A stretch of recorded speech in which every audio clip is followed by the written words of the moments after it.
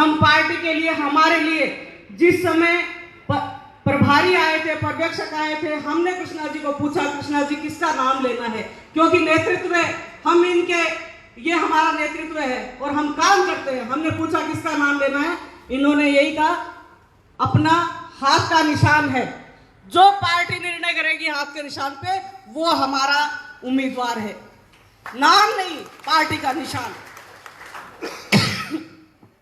ये बड़ी सोच है, बड़ी विचारधारा है और उसका ही परिणाम है कि लोग राजनीति में बढ़ते हैं तो लोगों के पता नहीं, मैंने तो बीजेपी वालों को देखा है, तलवे चाटते हैं, कभी समझौता करते हैं, कभी इधर होते हैं, कभी उधर होते हैं, कभी ये सोचते हैं किसको मनाऊं किसको करूं। और हमारी नेता कृष्णा जी पूनिया को टिकट मिली तो ये चैन की नींद सो रही थी, क्योंकि ये जनता के लिए समर्पित है, पार्टी के लिए समर्पित है। इन्हें ग्रामीण क्षेत्र से दी गई।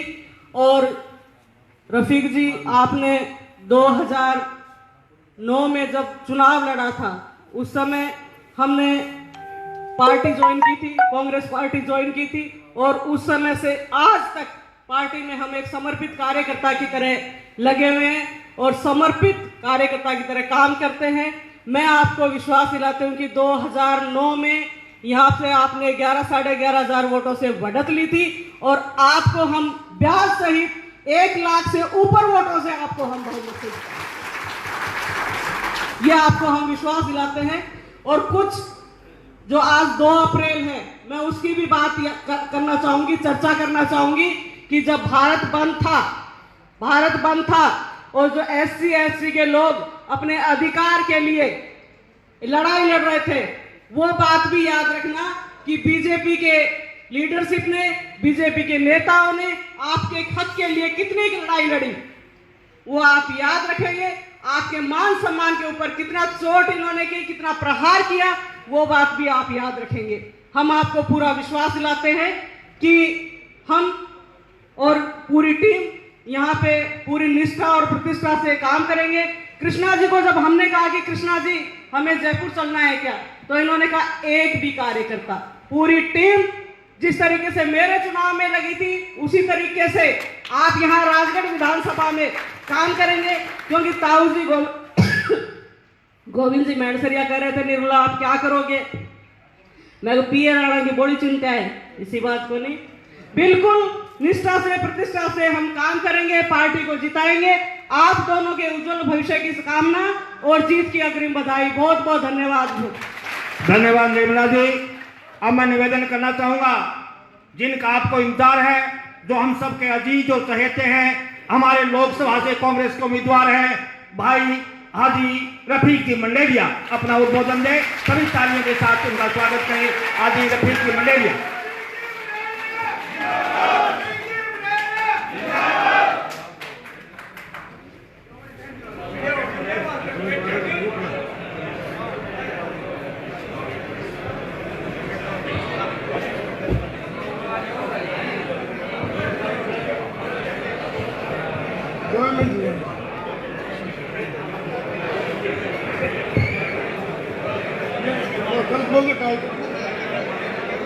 भाई शुभराम जी किसान प्रवक्ता है हमारे बीच पधारे। मैं निवेदन करूंगा भाई शुभराम जी से अपना उद्बोधन दे। भाई शुभराम जी।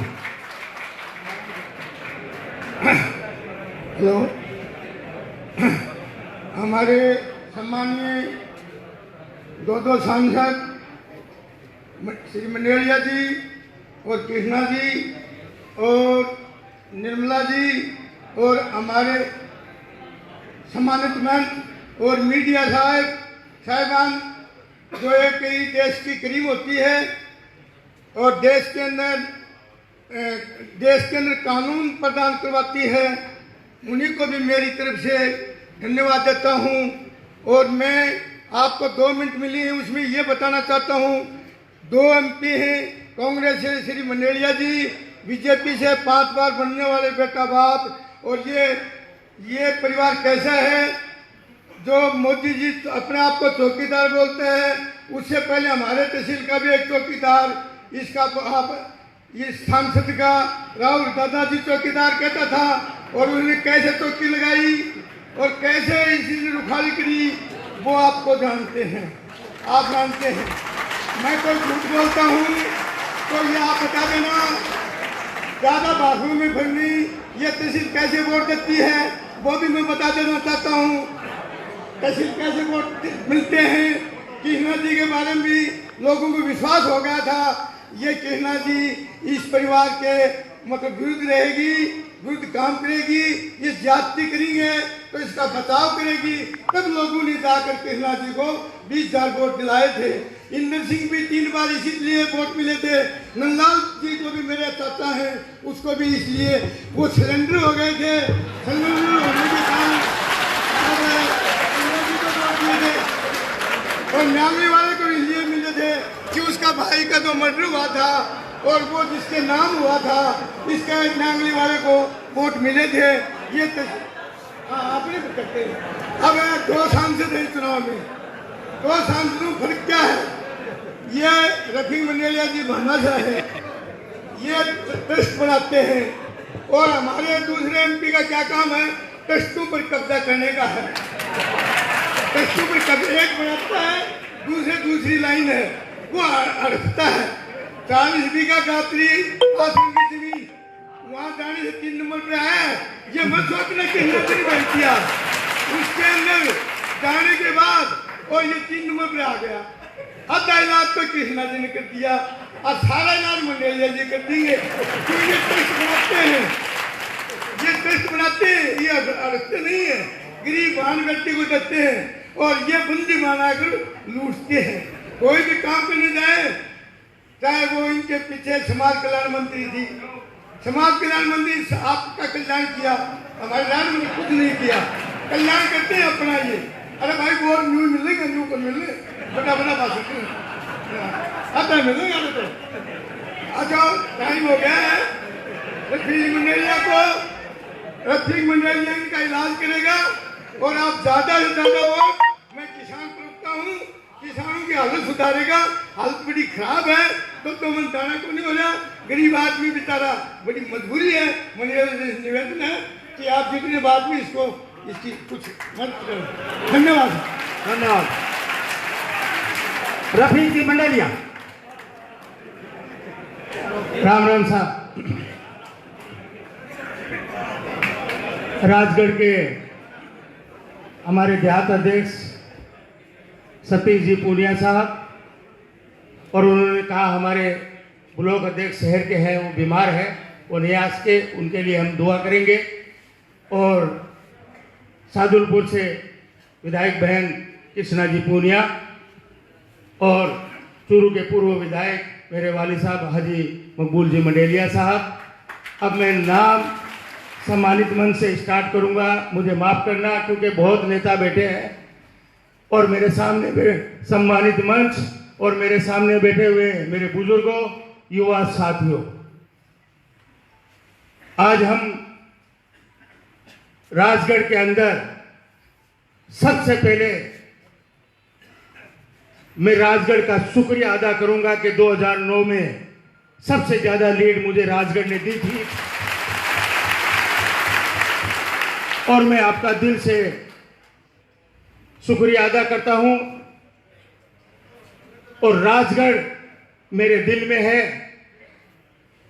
और राजगढ़ का कर्जा मैं नहीं रखूंगा, ये मैं आपसे वादा करता हूं। दुर्भाग्य की बात थी, हम थोड़े मतों से हार गए चुनाव, नहीं तो आज ये कर्जा आपके वोटों से बहुत ज्यादा मैं कर्जा उतारना चाहता था, लेकिन ऊपर वाले ने सोच के फिर आपके बीच भेजा है कि रफीक भाई तेरा राजगढ़ का कर्जा बाकी है, वो पूरा कर।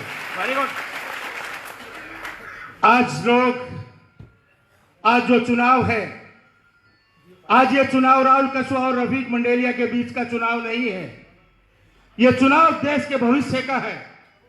ये चुनाव झूठ बोलने वाले और सच्चाई के बीच का चुनाव है। इस चुनाव के अंदर आपको इस देश का भविष्य देखना होगा। आज लोग, मैं बहुत जगह मीटिंगें कर रहा हूं, एक बात आती है हिंदू और मुसलमान की,